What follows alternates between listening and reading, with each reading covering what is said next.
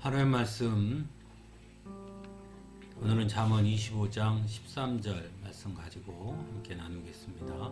먼저 성경 봉독합니다. 믿음직한 심부름꾼은 그를 보낸 주인에게는 무더운 주수대에 시원한 냉수와 같아서 그 주인의 마음을 시원하게 해준다. 아멘. 성도를 말하는 것 중에 하나가 바로 하나님의 부르심과 택하심입니다.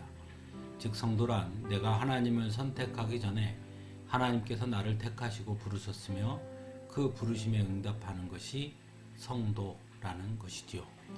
그러므로 성도란 나를 택하시고 부르신 하나님의 뜻에 순종해야 하는 것입니다. 그리고 그 순종은 곧 내게 주신 사명에 충성하는 것까지 이어진다 할 수 있는 것이죠.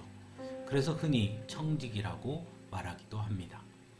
이처럼 성도란 먼저 언제나 하나님의 부르심 앞에 설 수 있어야 하는 것입니다. 그래서 날마다 귀를 열고 부르시는 주님의 음성 앞에 서서 응답할 수 있어야 한다는 것이죠. 또한 성도는 우리를 부르신 분이 하나님이시라는 사실을 아는 자들이기에 언제나 아니오가 아니라 예를 할 수 있어야 하는 것입니다. 그것이 바로 순종이기 때문입니다. 순종은 언제나 예가 되어야 하는 것입니다. 하나님의 부르심은 미루어 둘 수 없습니다. 제자들이 예수님께서 부르시자 곧 주님을 따른 것처럼 성도는 언제나 하나님의 부르심에 즉시 예하고 순종하는 것입니다. 마지막으로 성도는 죽기까지 충성하는 사람이 되어야 합니다. 왜냐하면 나를 부르시고 내게 사명을 주신 분이 하나님이시라는 것을 알기 때문입니다. 예수님도 십자가에서 죽기까지 하나님께서 주신 사명을 충성으로 감당하셨습니다. 그리고 결국 부활로 승리하셨습니다.